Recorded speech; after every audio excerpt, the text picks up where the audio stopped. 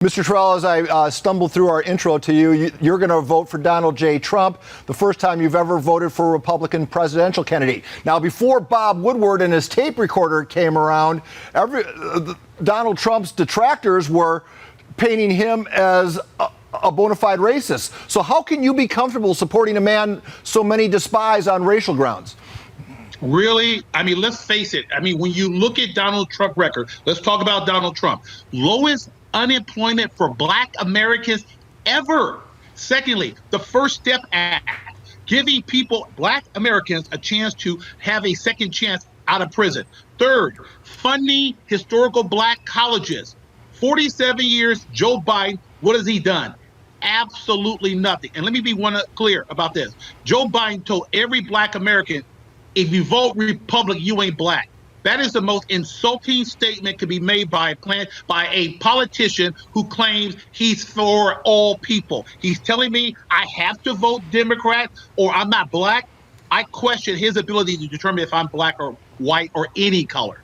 Well, you've seen the polls that suggest that Black America is going to vote for Donald Trump in record numbers, but I also see the same polls that say Joe Biden is comfortably ahead in all the swing states. So can both polls be right? Let me give you my honest opinion. You know as well as I do, Paul, covering political races, these polls are going to tighten up. And I will submit to you, people don't know this, Donald Trump got 1.2 million Black voters in 2016. I will submit to you, people like Leo Terrell, longtime Democrats, are fed up with the Democratic Party. And he's going to get the largest number of Black voters ever for a Republican candidate. And I guarantee you, people hear the message. One last point. Look at these Democratic cities, Bernie, Portland, Seattle, run by Democratic leadership. Black Americans want law and order. Black Americans want an opportunity to do well in this country. That's why they're voting Republican for the first time, like myself. I'm assuming you know California Senator Kamala Harris pretty well. Assess her impact on Joe Biden's campaign, helping, hurting, or none of the above. Let me give you my honest opinion. She's a disaster. And let me give you some facts. First of all, Kamala Harris incarcerated, ignored federal court orders by having Black prisoners incarcerated longer than their sentence. That's a fact. Secondly, Kamala Harris dropped out of the race, Paul, 2 months before the Iowa caucus. You know why? She was polling poorly. She wasn't polling well among Black Americans. Kamala Harris is after one thing, power, and she is concerned about Kamala Harris. She was a disaster as an attorney general when she incarcerated pot smokers, and then she goes around bragging that she smoked pot in college, listening to Tupac. Tupac didn't even have an album. So she's disingenuous from my perspective. The streets obviously anger following the police encounters with Taylor, Floyd, Brooks, Jacobs, just to name the four that we've all seen in the media. But you're still critical of the BLM movement. Could you explain why? Oh, absolutely. Thank you very much for that question. Black Lives Matter, Paul, only cares about Black lives in which they can make money from, i.e., they want that scenario, white cop, Black victim, which are far and few. Black Lives Matter do not give a hoot about Black on Black crime. Black Lives Matter do not give a hoot when there's a Black police officer who's murdered, like David Dorn. Black Lives Matter is nothing more than a profiteer organization that has hijacked the Democratic Party. That's why you see these Democratic mayors shaking in Portland, Seattle, because they don't want to alienate Black Lives Matter. That's why you had Joe Biden and Kamala Harris who funded bail money for rioters in Minnesota. My point is simply this. Black Lives Matter is an extremist organization that does not represent mainstream Blacks. Final point. How in the world could you have a civilized society without law enforcement? Black Lives Matter believes that we should defund police, have no police. It's ludicrous. Systemic racism. If I had asked you that just a few years ago, you would have cited numerous examples of systemic racism. In 2020, what do you say? That's the best question you asked me, and thank you for that question. I have the credibility. I challenge anyone watching your program. 30 years of civil rights law. I know what systemic discrimination is. People throw that term around. You cannot have systemic discrimination against black people when you have mayors and police chiefs in Chicago, Washington, Atlanta. They're black.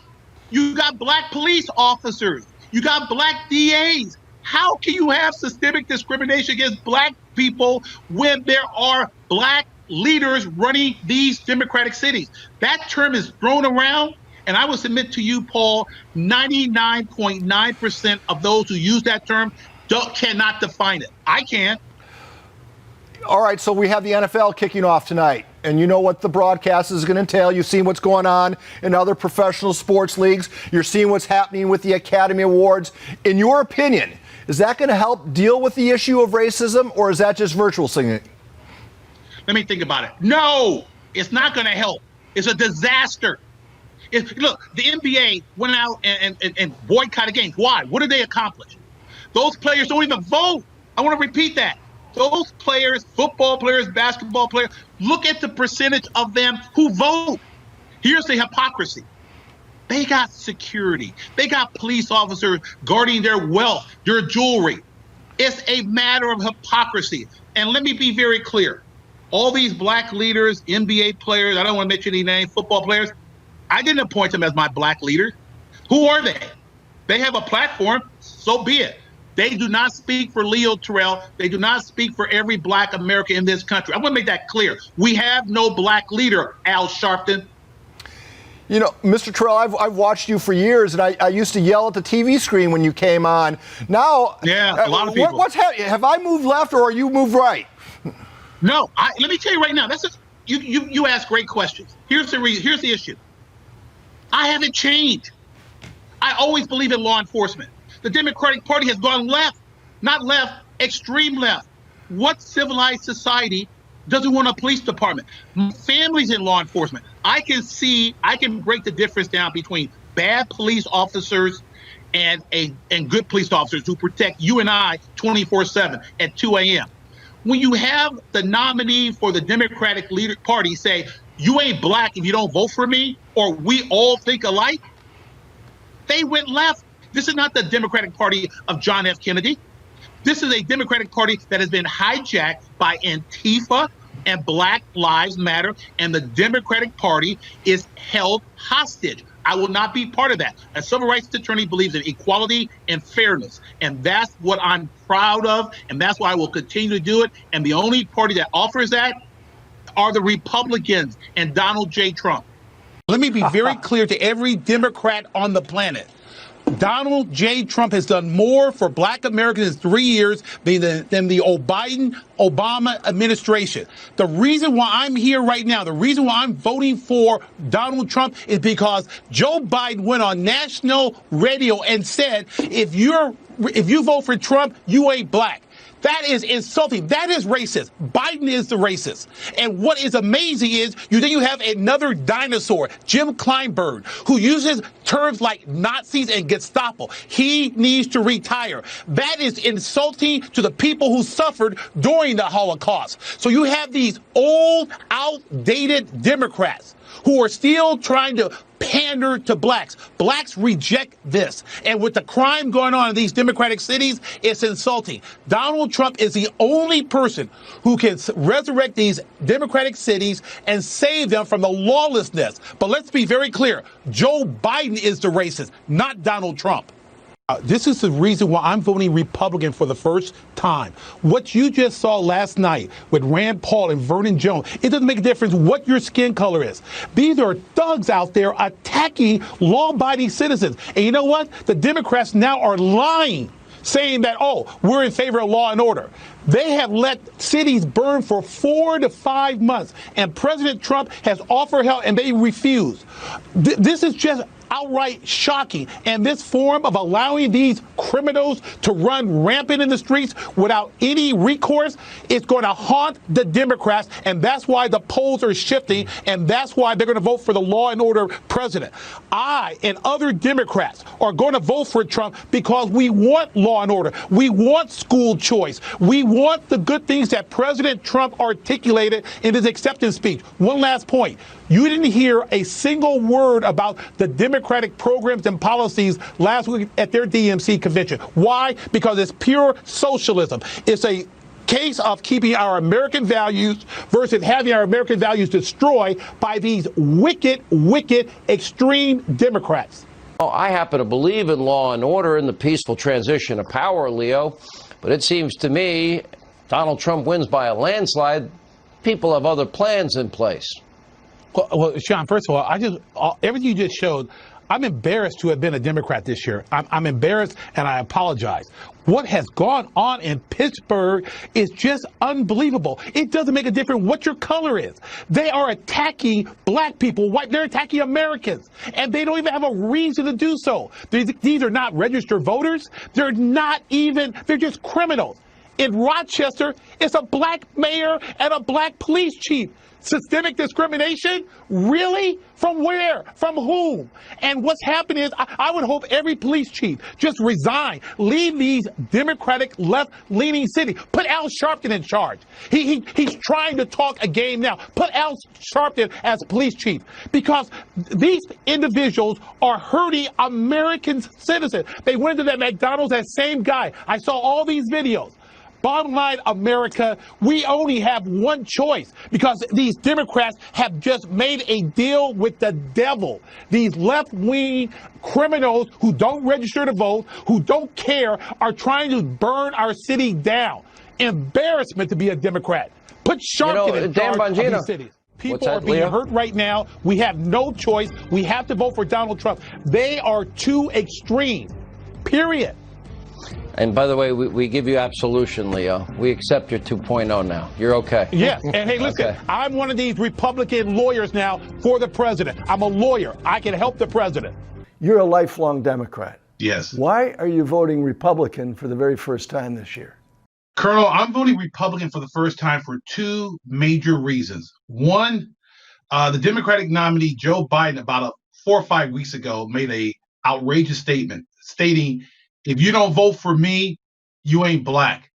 That statement, Colonel, was very, very offensive. It, to me, insulted every African American in this country. The second reason, Colonel, is because the Democrats want to defund the police. They want to take away law and order throughout this country. And when they abandon the police, because police officers protect us 24/7, and 98 to 99% of all officers are great. When those two events occurred, Colonel, it was time for me to leave the Democratic Party and decide to vote for Donald Trump. Look, the Democrats are alleging that this is a country with this systemic racism and discrimination. Do you see it that way? Absolutely not. I want to make sure this is clear, and thank you for that question. This is not 1960. This is not Bull Connor with the German Shepherds. This is 2020, Colonel. We have Democratic mayors, people of all colors, running Democratic cities. I would submit to you that the police departments are diverse with every different ethnic group. It is ludicrous to allege that there is systemic discrimination in this country as of today. It does not exist. That is a Democratic talking point. You know, I've got 18 grandkids, and one of the things that's happening here in Virginia is that there's uncertainty as to whether they're going to be in school this autumn. I believe, and I think you believe, that school choice is the key to breaking not only the problems with coronavirus, but the poverty cycle. And you've been a teacher. Why do you believe that? Oh, excellent. Thank you for asking. I mean, I love teaching more than I do law. I started off as a public school teaching. It's the reason why I'm here before you today, Colonel. My parents, my mother did not finish junior high school. My dad finished high school, but they understood the importance of education. And they made sure that I understood how important education was. That's why I have a bachelor's degree, a master's degree, a law degree. Education is the key to breaking the poverty cycle. And Colonel, these teacher unions, they finance Democratic campaigns, and they are against school choice.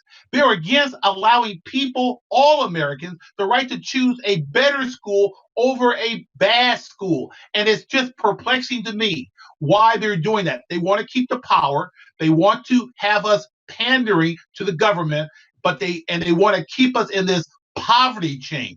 Education is key. Give me your thoughts on the Black Lives Matter movement, I guess is the right word for it. It's obviously controversial, and we certainly know what others have thought about it. Give me yours. I would love to. And for those who can't see, I'm a Black American. I am opposed, Colonel, to Black Lives Matter. Why? A very good reason. Black Lives Matter doesn't care about all Black lives. They only care, Colonel, about certain lives involving a police officer and a Black victim. Colonel, they don't care if a Black police officer gets killed.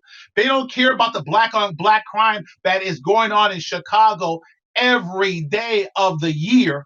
They are just profiteers. I give them credit. They have been able to get a false narrative out there claiming that they care about everyone. They do not. And to me, they have basically hijacked the Democratic Party, and they have basically basically have shaken down corporations for contributions. I'm opposed to Black Lives Matter. I'm against Black Lives Matter. I do not believe the intended purpose is for the betterment of this country. You know, I've been paying pretty close attention to what's been happening in the District of Columbia, all of Seattle, which is now doing away, I guess, with all their police department. I've watched these violent activities. My colleagues in the media call that protesting. That's not. It's vandalism, it's arson, sometimes it's attempted murder, it's trying to firebomb policemen. What the heck is happening in these cities in America? It's over a dozen cities that have been torched and looted. I'll tell you exactly what's going on. It's all politics at the expense of those people living in those cities. The Democratic leadership in these cities have basically given the keys to the city to these extremist organizations. Let me be very clear. These people are not protesting over the tragic death of George Floyd. These people are criminals and arsonists. And you have these Democratic mayors, Colonel, refusing the help from the president to help them put down this criminal misconduct. They don't want to do that for one simple reason. They don't want to give the president any credit, and they believe that there is enough anti-Trump sentiment that will carry them to the election. They are wrong, because a lot of Democrats are law and order Democrats like myself, and they reject this destruction and total criminal misconduct in these Democratic cities. You're spot on, brother. I got, as I mentioned, 18 grandkids. 50 years from now, they're going to be studying about this extraordinary time in history. What do you want my great-grandkids to know about what you, Leo Terrell, did during this remarkable period in our nation's history when they look at it 50 years from now? I want your grandchildren to know that, you know, what makes this country so unique is our history, our institution, our love for God and country. And what happens is there will be a few individuals that will try to challenge our institution, our love for this country, what makes this country great, our Declaration of Independence and our Constitution. But this country, Colonel, is so strong that your grandchildren 50 years from now will see that, notwithstanding a few individuals exercising their First Amendment rights, this country is stronger than ever. And the people who love this country made sure that 50 years from now, that your grandchildren will enjoy the fruits and benefits of living in America. God bless you, brother. I truly admire what you're doing. I hope that some of your former friends are understanding as to why you've taken the stands you have, because I have enormous respect for that kind of courage. Thank you. Thank you very much, Colonel, and thank you very much for having me. It's a privilege to even have a chance to sit down and chat with you.